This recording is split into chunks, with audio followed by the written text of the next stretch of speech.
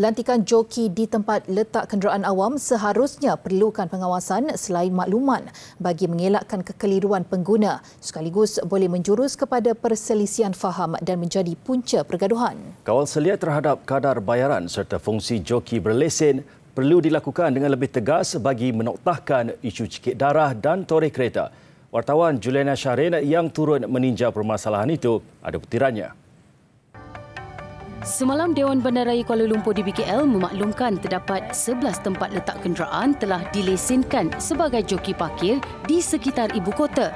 Berdasarkan maklumat berkenaan, saya bersama juru kamera Muhammad Abdul Razak Abdul Rahman meninjau kawasan yang dimaksudkan di sekitar Bukit Bintang. Antaranya tempat letak kenderaan terbuka di tepi lorong off Jalan Sultan Ismail ini yang tular susulan aduan orang ramai mengenai ulat parkir yang mengenakan caj RM15 sejam. Lebih mengejutkan, ada joki didakwa berlagak persis gangster mengugut untuk merosakkan kenderaan pengguna yang enggan membayar.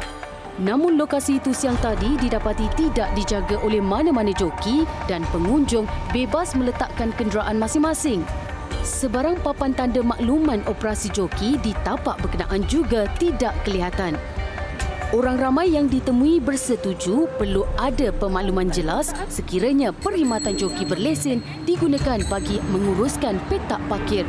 Perlu ada papan tanda ataupun orang yang jaga waktu tu kena tunjuk something like surat pengesahan ke ataupun yang mengatakan bahawa di BKL bayi dekat ada orang waktu tu. Dia berhak tapi dia should be proper lah. Kan kalau dia bagi pada syarikat mana, letaklah signboard. So apa-apa isu, siapa nak bertanggungjawab? Kereta saya terjalan kan. Tinjauan kami diteruskan ke kawasan sekitar dan mendapati ada joki yang lengkap beruniform sedang bertugas. Namun apa yang menghairankan, pengguna diarahkan meletakkan kenderaan mereka di atas pembahagi jalan, iaitu bukan di petak parkir yang sepatutnya.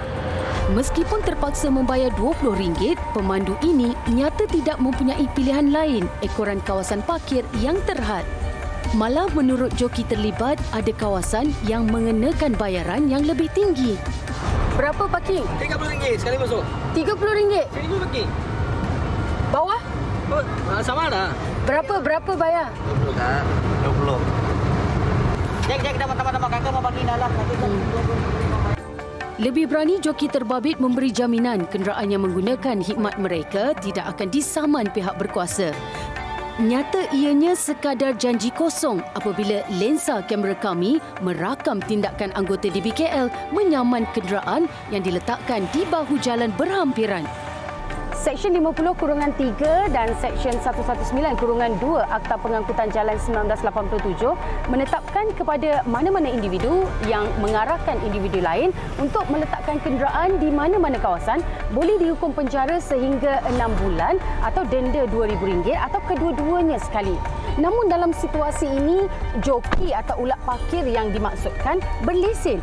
Perlu ada kawalan terhadap mereka terutama dari segi caj yang dikenakan. Juliana Shahrin, TV3.